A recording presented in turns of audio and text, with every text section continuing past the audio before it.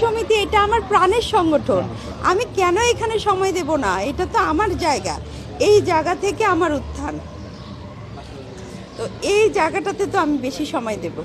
আমি যখন কমিটিতে ছিলাম না বা এর আগে ইলেকশন করিনি, 2016 সাল থেকে কিন্তু আমাদের শিল্পীদের জন্য আমি প্রচুর কাজ করেছি, এটা অনেকেই জানেন।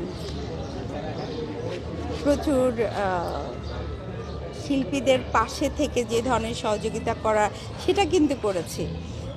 আমার কথা হচ্ছে যখন সভাপতি, সেক্রেটারি, আমি হচ্ছে জয়েন্ট সেক্রেটারি, আমি হচ্ছি অর্গানাইজিং সেক্রেটারি, তো তিনজনের সমন্বয়ে হচ্ছে যে কোনো সিদ্ধান্ত হয়।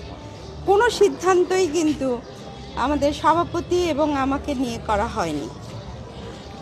আমাদেরকে সিদ্ধান্ত নিতেন উনি কাকে নিয়ে করতেন, ওনার দু একজন থাকতো তাদেরকে নিয়েই। তো আমি অর্গানাইজিং সেক্রেটারি, উনি আমাকে যদি না ডাকেন, ডাকলে সবসময় তো পেয়েছেন। যখন মিটিংগুলো আমাদের, কোন মিটিংয়ে আমি নাই, 2টা মিটিংয়ে আমি আসতে পারিনি। একটা মিটিংয়ে আমি হচ্ছে আমার ডেঙ্গু হয়েছিল, ওই জন্য আমি আসতে পারিনি। আরেকটা মিটিং আমি ছিলাম হচ্ছে আমেরিকাতে, এই জন্য 2টা মিটিং। এছাড়া আমি কিন্তু প্রতিটা মিটিংয়ে আসতে পেরেছি। মিটিংয়ে যদি আমি আসতে পারি, যে কোনো প্রোগ্রাম হলে তখন কেন আমাকে ছাড়া করা হয়েছে? তখন প্রোগ্রাম তো সে সেট করতো, তাহলে আমাদের সভাপতি বা কোথায়, আমি বা কোথায়? দেখবেন তার আগের যে কাজগুলো, প্রতিটা কাজে তার সাথে কে কে ছিল।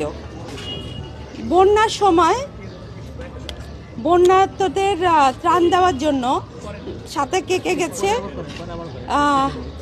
নিপুণের সাথে তারা 3-4 জন গেছে। আমাকে তো বলে নাই, ডাকে নাই। আমাকে ডাকলে কি আমি যেতাম না? যেহেতু আমি সোশ্যাল ওয়ার্ক করি, আমাকে ডাকে নাই। পরে আমি আমার শাহনূর ফাউন্ডেশন নিয়ে আমি চলে গিয়েছি ত্রাণ দিতে। তাহলে আমি যদি আমার ফাউন্ডেশন নিয়ে চলে যেতে পারি, সে তার ইয়েতে আমাকে কেন রাখে নাই?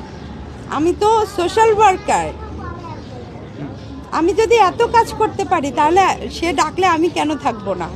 আমাকে ডাকতে তো হবে। আমাকে নিয়ে তো কোনো মিটিং করে নাই, শুধু বললে তো হবে না। এটা যারা শিল্পী যারা থাকে সবাই জানে, বা কমিটির বাইরেও যারা থাকতো তারাও সবাই জানতো। তো তাহলে শুধু আমি একা না হয় বের হয়েছে, বাকিরা বের হয়েছে কেন?